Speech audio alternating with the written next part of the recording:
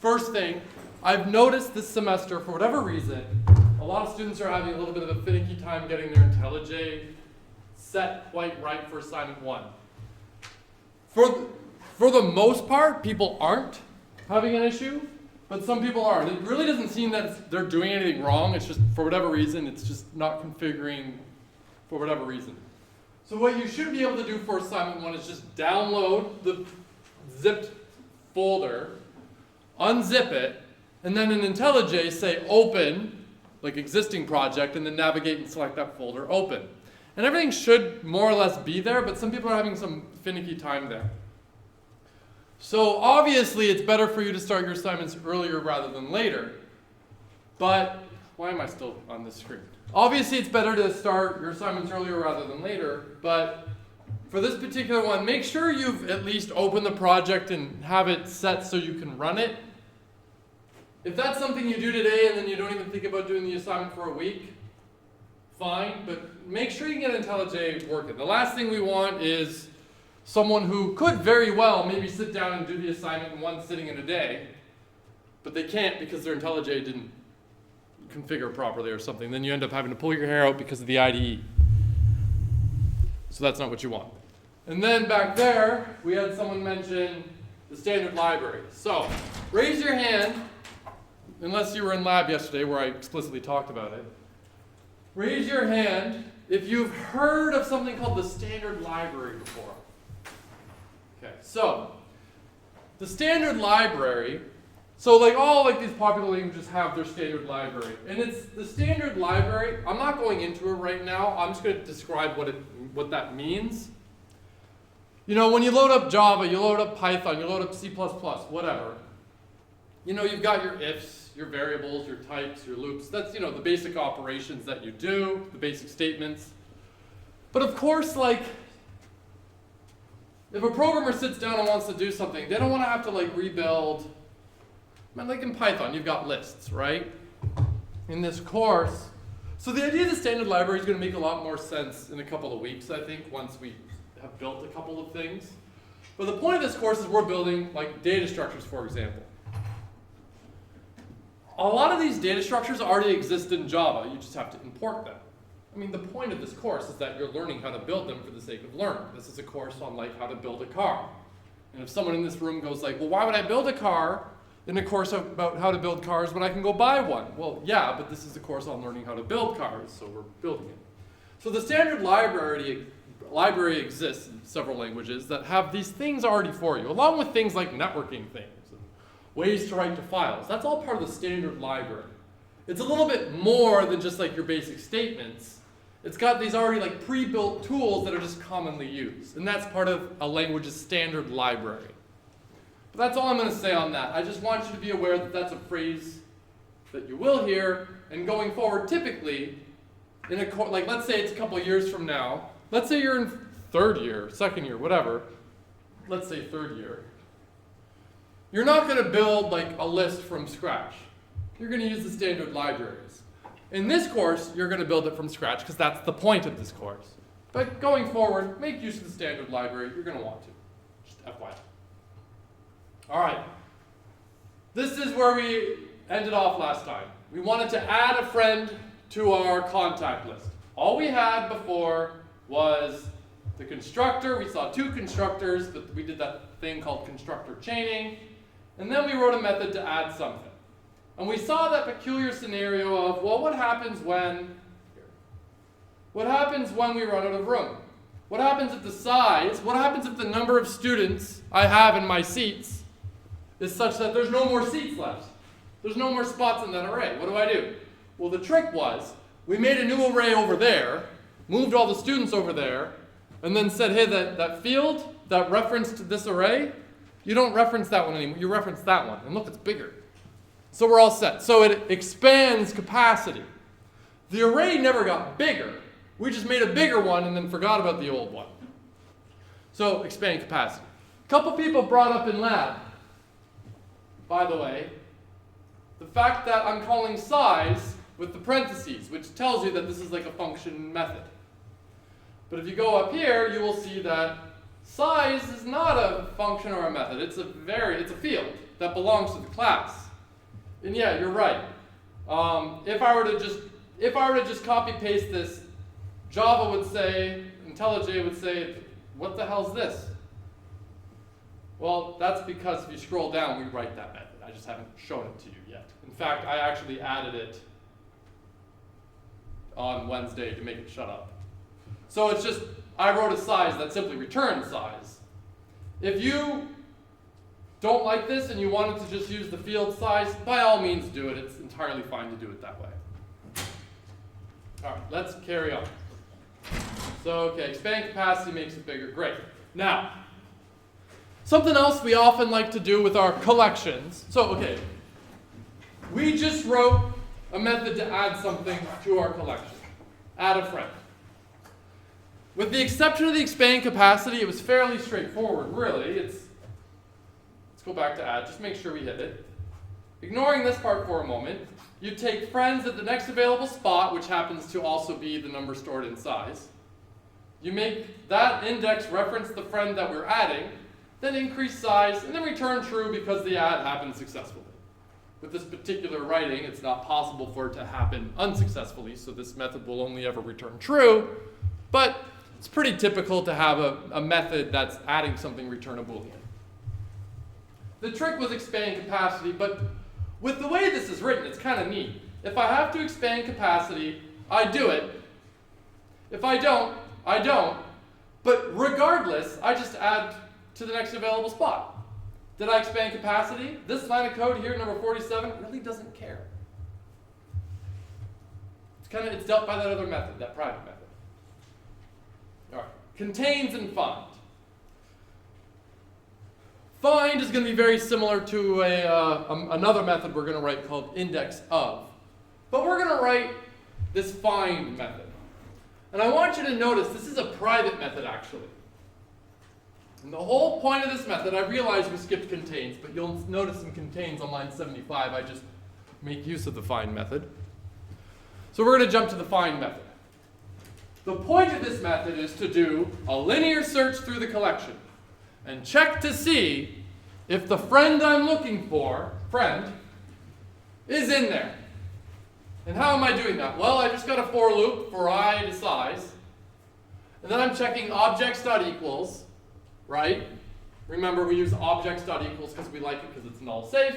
Because what happens if I accidentally pass null to this method? It would crash the program. We don't want that to happen. We just want it to not find null. So we say, okay, is the friend I'm looking for equal to the friend at index I? If it is, return index I. If it's not, go to the next index and keep going. And if I ever get to the end, if I ever go through all of the i's, all the indices until I run out of indices, let me say that again, until I run out of friends that are in the collection. There might be more indices available, but there's no one sitting there. There's no sense searching than nothing, right? If I have an array of size 100, but there's only 5 people in it, and I'm looking for a friend, is there any sense of me looking past index 4? Because they're all null. So this friend is not going to eat null, null, null, null, null. It only could ever be equal to one of the ones that are actually sitting there. So we'll loop to size. If we ever get to the end and not find something, we can conclude that, well, it must not be there. And what we'll do, just like in Python, we will return a sentinel value. And that's just a fancy word to mean a special value that has special meaning. In this case, we'll use -1. But you'll notice that it doesn't return -1. It returns not found. Who remembers why? Anybody? Reset not found as -1. Reset not found as -1. Here, actually, I'll just go. We scroll up to the top. I have this constant set to not found, or not found set to -1.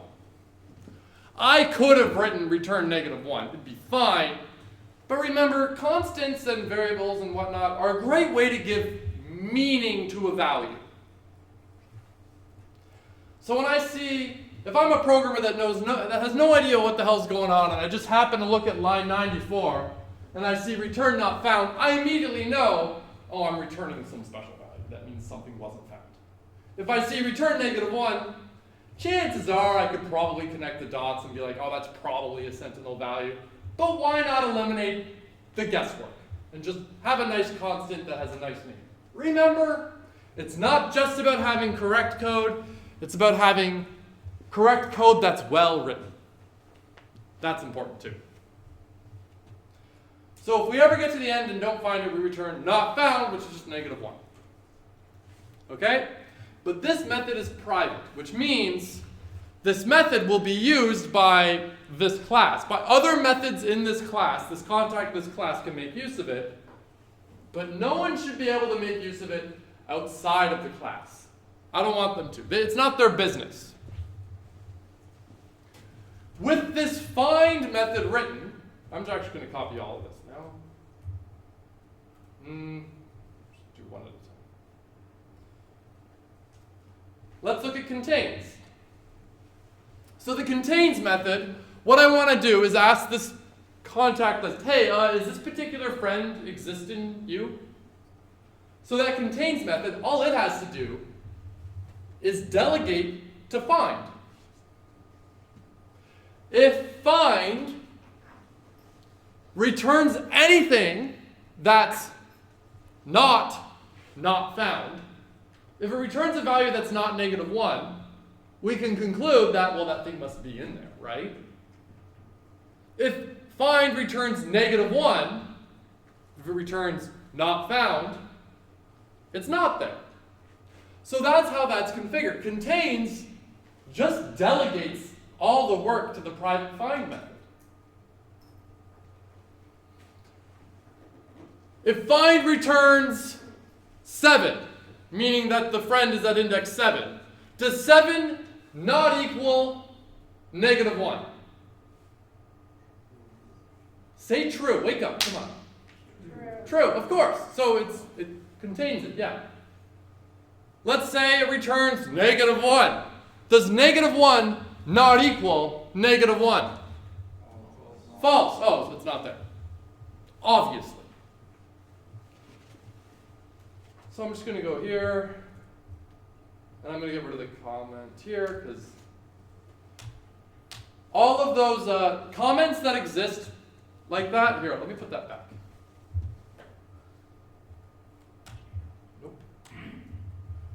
This right here is like a Java doc comment. Remember, we would do the exact same thing in Python. Just in Python, you use the triple quotes, and interestingly, you put the doc string inside the function.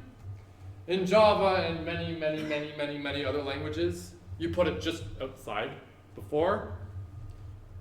It's kind of funny. We start learning with Python, and then once we leave Python, I keep going like, Python's actually the weird one. I know you did it a different way in Python, and you're thinking, oh, it's different, I don't like it. And then my answer to you is usually, Python's kind of the asshole in the situation. Sorry. So just FYI, when you download the code if you download this code from the course notes, it'll have all those comments. Whenever you write, just like in 161, whenever you write your functions, your methods, your whatever, you better be writing your doc strings. You better be writing that documentation code. Commenting is kind of a funny thing. Funny, I actually, has anyone, this remarkable YouTube channel popped up on my YouTube just the other day called Code Aesthetics. Has anyone seen this one? You have? All right, well, maybe the other one, everyone else will notice it. But this video came up yesterday, or 2 days ago, whenever I saw it, on this new channel. It's a relatively new channel. Actually, no, it's an old channel, but they only recently started uploading videos about like good programming practices. And the latest video is like, don't write comments. It was a really interesting video. And the argument, and this isn't an argument this person's making. This is an argument good programmers make. And they're just kind of like communicating this argument. So there's a difference between like documentation and comments. You use comments to describe what's happening. you use documentation to describe what it does. So the documentation above the find described what this function does and like how you use it. If you find that you need a lot of comments in your code to describe what it's doing, that's not necessarily a bad thing, but it might tip you off to mean, you know, maybe I could rewrite this code in such a way that the code is a little bit more self-explanatory. So that would be an example of having like a constant.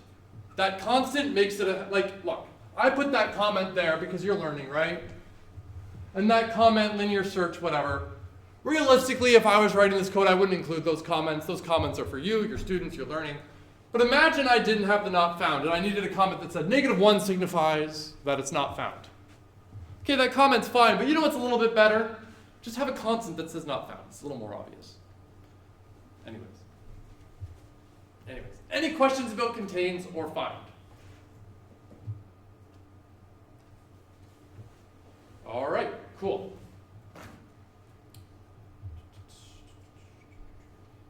Index of. Now, index of is going to be very similar to find. I must have messed up that one.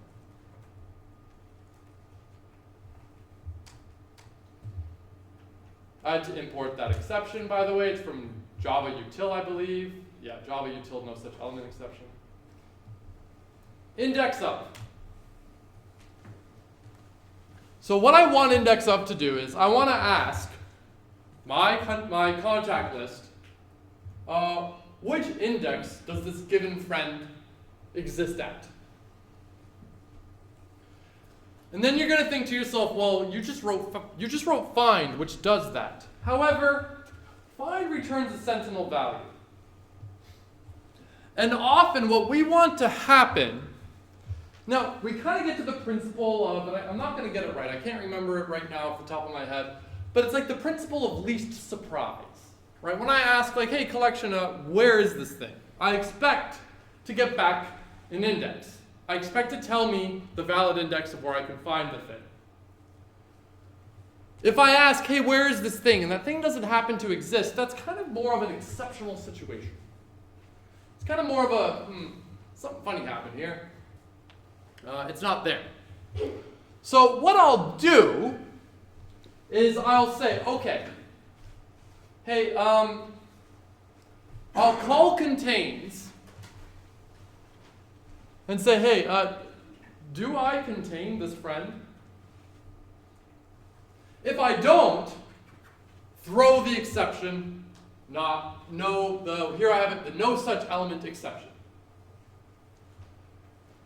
If it does contain, well then I simply just return the result of find, because find does that work for me.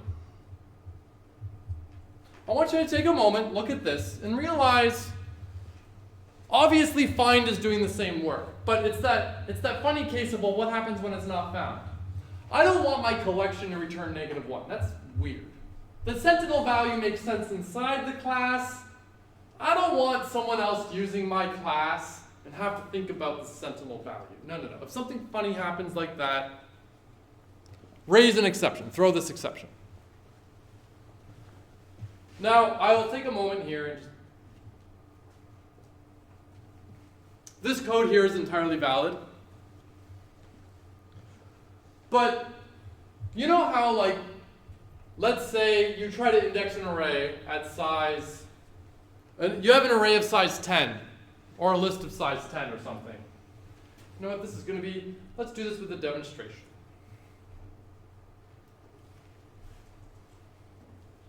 Let's say,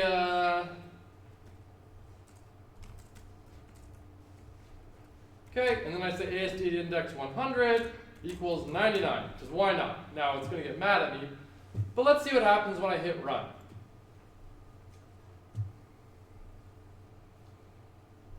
It's going to say index 100 out of bounds for length 10. It's pretty handy information, right? It's telling you, well, you tried to get index 100. It doesn't exist. That is the exception's message. The exception could have just said array index out of bounds, done. But this says array index out of bounds, index 100 is out of bounds for length 10. It's a little bit more helpful of a message for you, isn't it, as a programmer? Because then I go, oh, which index? Oh, it's 1. Oh, I see. Or if I just see array index out of bounds, I'm going to have to go hunt my array and find out what's wrong. So what I'm doing here is I am saying, well, take the friend and give me the string representation of the friend you're looking for. So then, if I call index of, let's do contacts, index of new friend,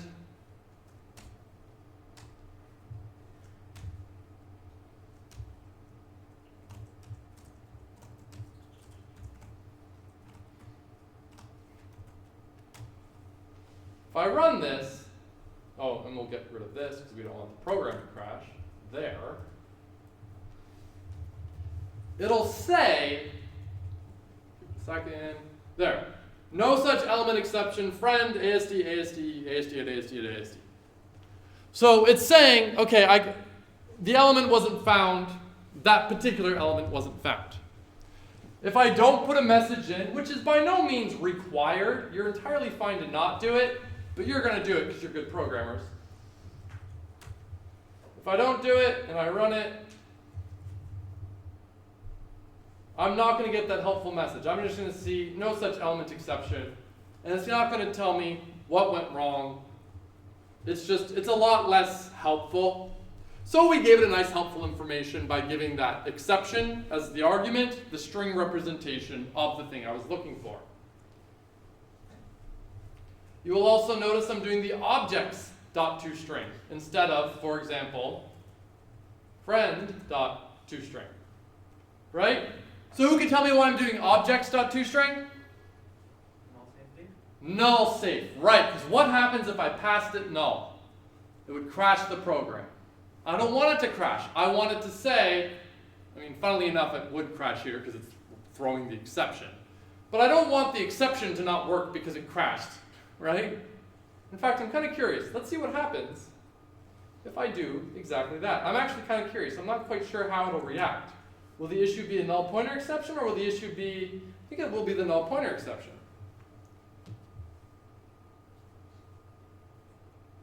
Null pointer exception, haha, that's fun. For those of you that don't know what's going on, what I'm saying is, look, I passed index of null. So now it's saying, okay, friend is a reference variable for null. And then I'm saying, hey, null, what's your string representation? And then Java's going, you can't, null isn't an object. You can't ask null to do anything. Null is just this value that means nothing. So you've got a null pointer exception. You're referencing null, and you're asking it to do something. You can't do that. So if I go back and turn it to objects.friends, or pardon me, objects.toString of friend, let's see what happens now. Now, it won't crash because of a null pointer exception. It'll crash because of a no such element exception. No. It's a fun nuance difference. If you're still scratching your head on this, when in doubt, use objects dot version of things. Objects dot toString, objects dot equals, objects dot hashcode, which we're going to talk more about in a moment. Anyways, there's our index of. With the exception of checking, if it needs to raise an exception, throw an exception, it just calls find. That's all. So now it might be obvious why we kind of offloaded find to be a private method, because that private method is now used twice. Otherwise, contains would have to do the linear search, index of would have to do the linear search. No, just find will do the linear search. And then we just delegate to that method. It's nice.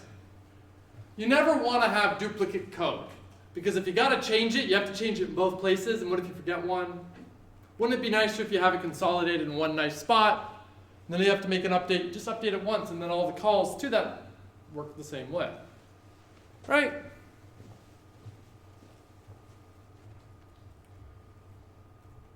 Okay. Get. And by the way, if you don't remember, we did find in Python. And we made it private by calling it underscore find. Remember? We did the exact same thing in Python. None of this is like really Java ideas other than the syntax. It's just, we're just doing the same thing we did in Python in Java. So let's write get. All get does is it takes an index and returns the friend at that index. But of course, what happens if I say, give me the friend at index 117, but there's only 7 friends?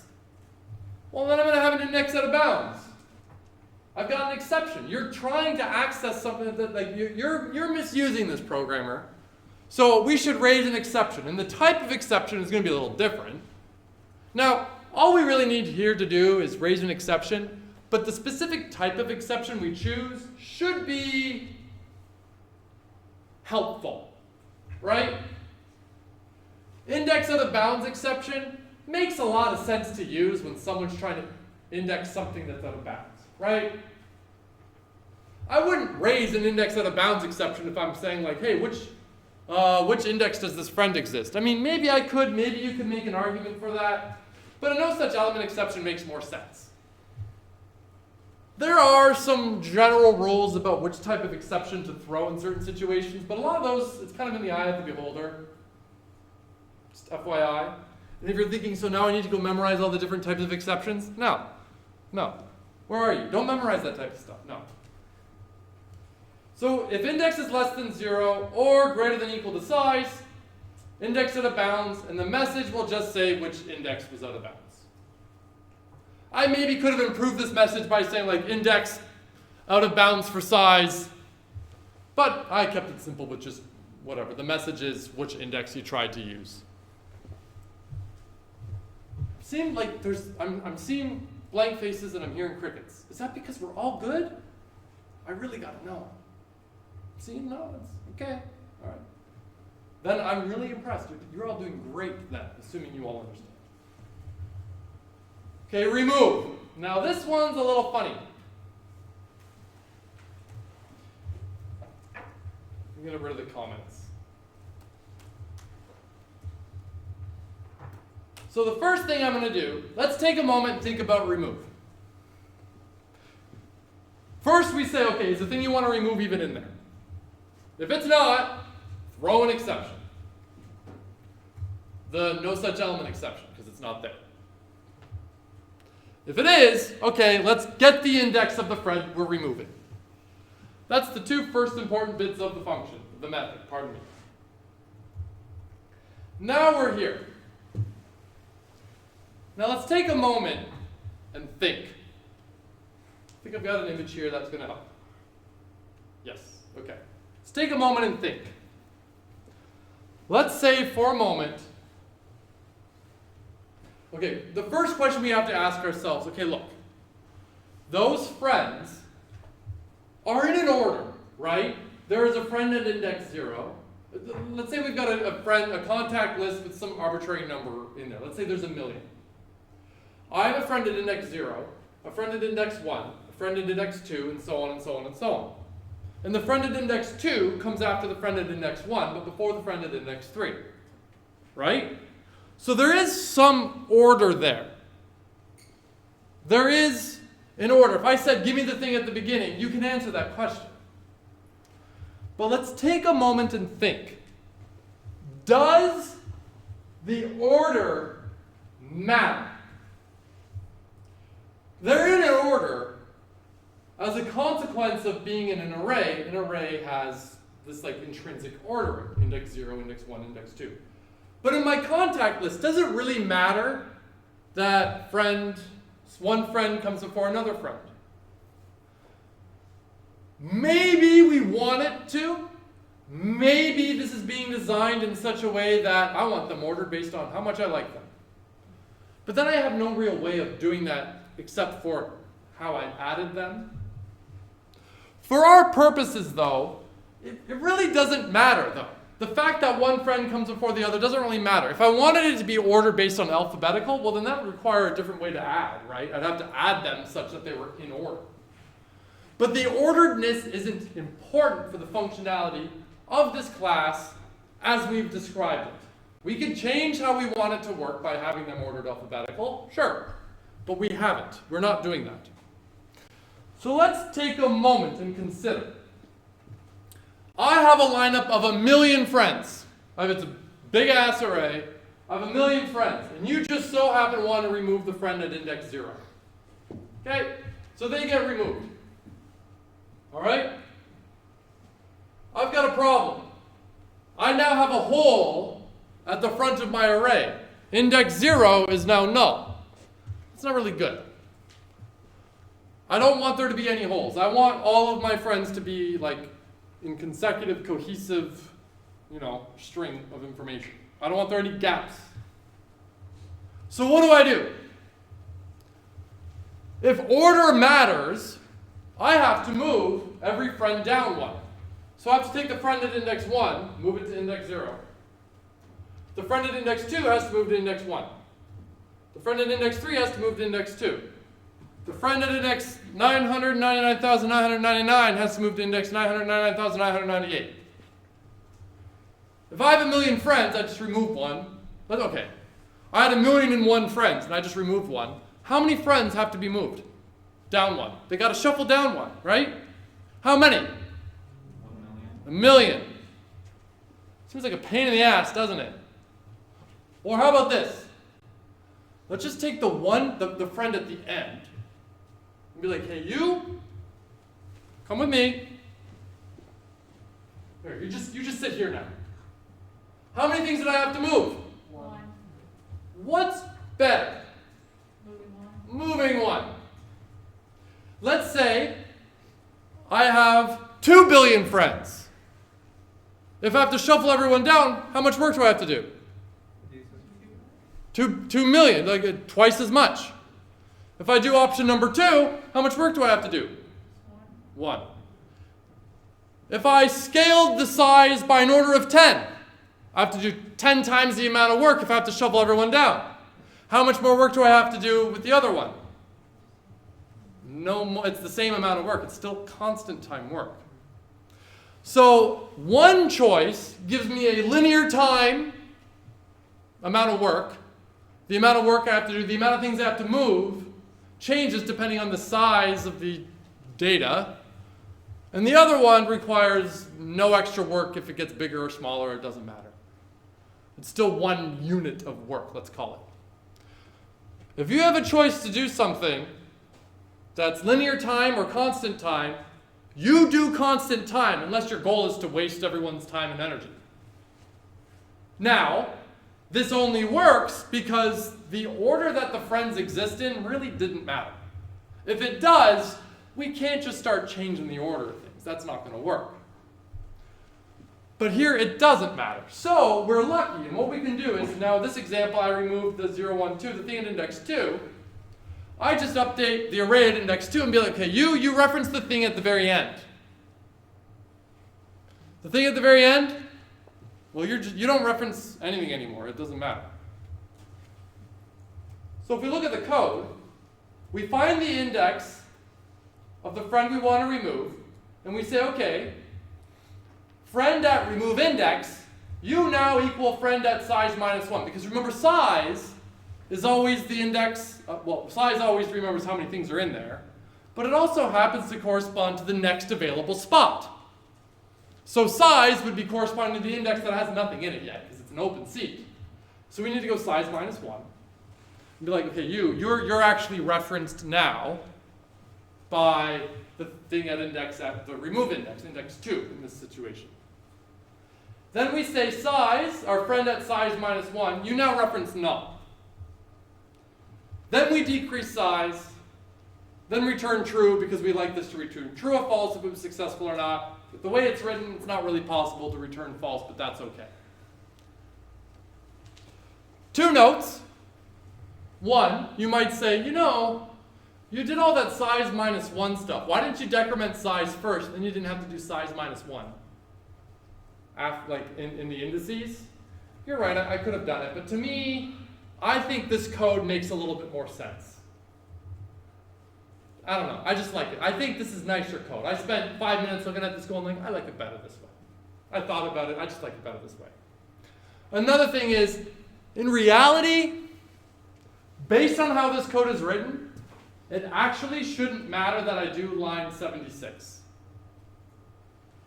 It doesn't really matter that that thing at the end is an alias for the thing that at index 2 is referencing anymore.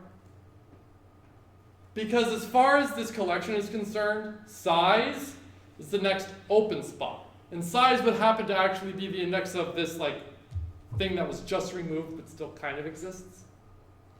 So it doesn't really matter that I set it to null. Because if I go to add something, it would just immediately overwrite what's in me. But because I want to be really safe as a programmer, I want to be very defensive, it's kind of good to just be like, no, set it to null. Let's not accidentally forget about this. Let's be good. It doesn't exist anymore. Set it to null. It's just very defensive. But if you're sitting there going like, was that really necessary? The answer is no, but yes. Is it necessary? No. Should you do it? Yes. That's all. Better design this way. It's not just about being correct, it's about being correct and well written. Any questions about that statement? Need me to dig a little deeper? I'm happy to do so. Yes? Why do we return true? Usually, we really don't need to. And this is really just to follow Java's standard libraries conventions. In Java, the standard library, if you have a list, if you have all these different types of collections that you could be using, this is an example of a collection that we're writing. The convention is in Java is when you have these mutator things where it's you're adding or removing. You return a Boolean to indicate whether it was successful or not. It's not necessary, but in the standard library, that's what they do. So because we kind of want to follow along with what Java does to be consistent with Java, we do it as well. And for the sake of argument, let's go have a quick look. Java 19, let's do 17. We can go look at the actual Java docs, and we can look up this array list thing. And if we scroll down,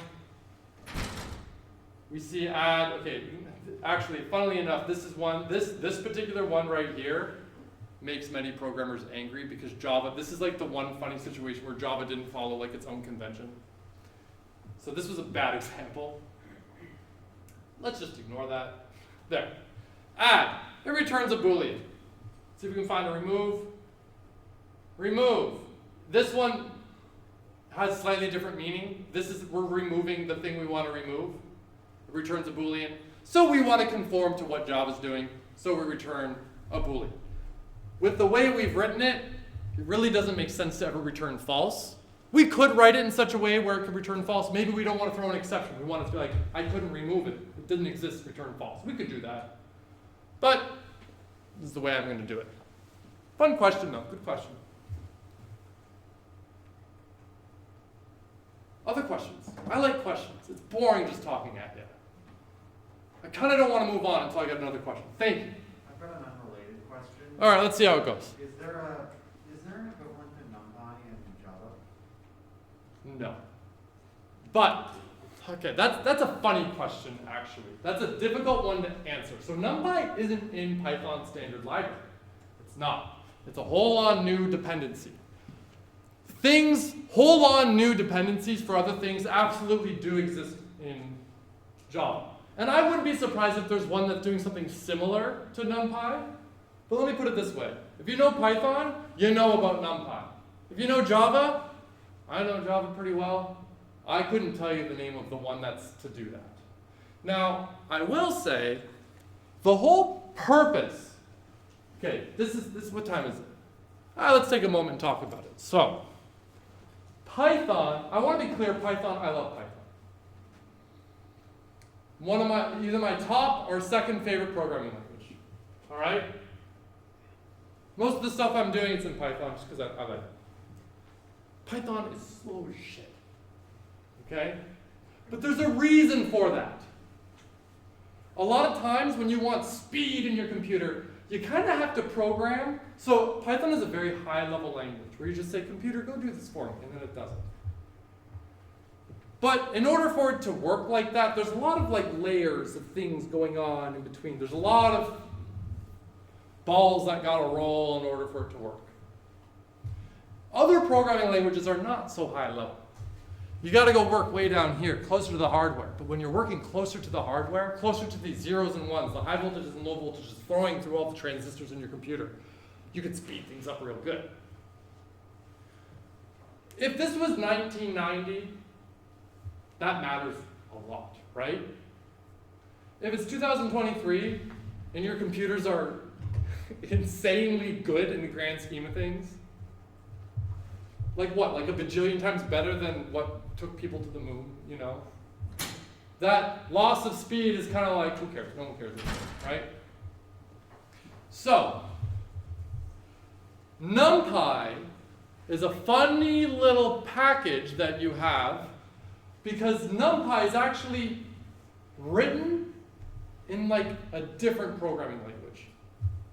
But NumPy facilitates calls in Python code that actually just delegate the work to like another programming language that is faster. Java, on the other hand, is not nearly as slow as Python. Java is actually real goddamn fast. Now, it's not as fast as some other languages that are closer to the hardware, but Java is shockingly fast for how far away from the hardware it is. There's some really interesting things that Java does that's just like mind-blowing hacks of how computers work that we're not going to get into.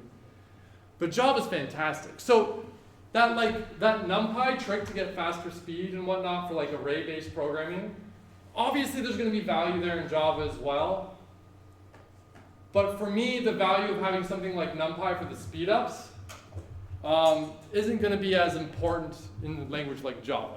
Now, I want to be clear, because there's going to be some asshole in the room that's like, well, you know, technically when you say, there's 1,001 asterisks to what I just said, okay? Well, how big was the data? Oh, if it's too big, it's not actually fast. I know. But for the sake of what we're talking about right here, those asterisks, we don't need to get into them. That's just kind of like a general way to think about it. But I like that question. Good question. So anyways, remove. There we go, remove. Any other questions? I like questions. Is everyone going to leave after this so they don't... Apparently we're getting a bad snowstorm. I didn't even know. My phone told me this morning. We're getting like 30 centimeters, so...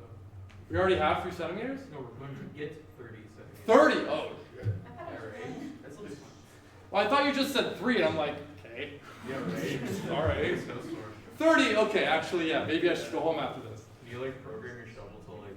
I wish. I wish. I've heard wheel 20 does. You have a what? I've heard wheel 20. Perfect, thank you. I'll use that. All right, let's write a clear method. This one's going to be really easy. Now, what you really could do, is go through with a loop and say, okay, at index 0, you're equal to null. Index 1, you're index null. Null. Go through the array and set everything to null. And then set size to 0. Or, if I had a million things, how many things would I need to set to 0? A million things. A million. Or what you could do is just go, new array, you point there now. So have the friends field go, I know you were pointing to this giant array that had a million things in it. Point over there now. And the garbage collector comes along and goes like, oh, that's gone. So you didn't have to deal with that. Another benefit of this, in addition to being quicker, is it's like thread safe, and it's also like, imagine somehow, if we were bad programmers, it's possible to have an alias. What if something else referenced friend? It was really important that it had reference to friend. And then I go through and set everything to null, and then that other reference variable's like, what the hell? I needed that information. Well, now that's fine. That reference variable still referenced the old array that it needed. And now my field references the thing I care about. Mind you, if we're programming well, that should never really happen. But bad code happens all the time. So our clear is just make a new array, let the garbage collector deal with the old one. Is that clear or unclear to anybody? It's important that this is clear. Well, it's clear. That's the method you wish you had for the snow, right? Yeah, there we go. You guys are on fire today. Wow. All right, size is empty. These, yes. How long does that array stick around for before the garbage collector? That is a very interesting question that I'm not going to get into because it is a remarkably nuanced and complicated answer based on how Java works. There's different like layers of like how old and when does the garbage collector come? Does it really matter? But it's good that you're asking that question, but I'm not going to answer it because it's too complicated. You can go learn by all means. I actually do think I might talk about it a little later in the course, but it doesn't. Right now, don't think about it. Okay, size, just return the size. Is empty, that's another common thing we want. Just return if size is null, or it's null. Size is 0. Okay, great.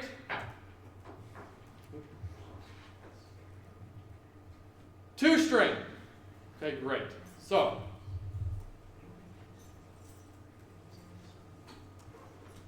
we want a string representation of this collection. And often, when you have a collection, the ToString representation, one, I'm a collection that holds some data.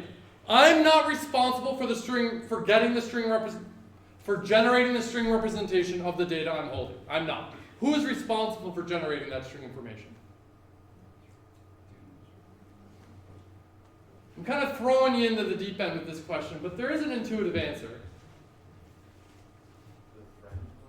The friend class? Exactly. The friend, the data itself, knows its string representation. I'm not responsible for generating that data.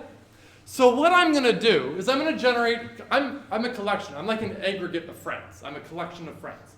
So what I'm just going to do is I want a string representation of all of the data I have. I want the string representation of all of the friends that I have reference to. So all I have to do is be like, okay, friend in index 1, give me your ToString. Index 2, give me your ToString. 3, your ToString. And I'm going to put this together and then return it. The way we do this in a good way, we could do this with string concatenation. We did this in Python, string building. But the way we're going to do it in Java is with something called a string builder. So what we do is we create an empty string builder. We get the friend. You'll notice that I don't have .toString here. I could. But the append, the string builder's append is smart enough to call ToString. In fact, if I wanted to make this null safe, I should probably say objects.toString, right? But I get the string representation of this friend, and then add a new line. String representation of friend, new line. String representation of friend until I'm all done. Then I've got my string builder, which has all the information I need. Then I return the string representation of the string builder.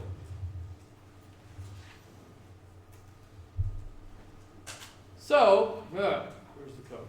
If I go here, now let's do contacts. Let's print out contacts. This effectively calls ToString. Not effectively, it literally does. Let's see what this does. I have 1, 2, 3, 4, I have 6 Bob Smiths. So, I see Bob Smith, Bob Smith, Bob Smith, and so on. I see all of them in order. So this is nice. Now, mind you, if I ever removed something, and then you did a ToString again, you saw the order the things changed, that's normal. That's to be expected with how remove was written, right? The thing that was at the end suddenly shoehorns itself in the middle. But this ToString here, there, we're all set. Now, I will say, we could do this with string concatenation, but the reason we do it with string builder is strings are immutable, you can't change them, so every time you concatenate strings, it creates a new string. And if you had to do that like a million times, that's slow. That's hard on the computer. So here we've got this special object called a string builder that just holds all the strings and then creates one new string at the end. So instead of building a million strings, for example, we just remember the million strings, then generate one string at the end. All right, we'll pick up here Tuesday.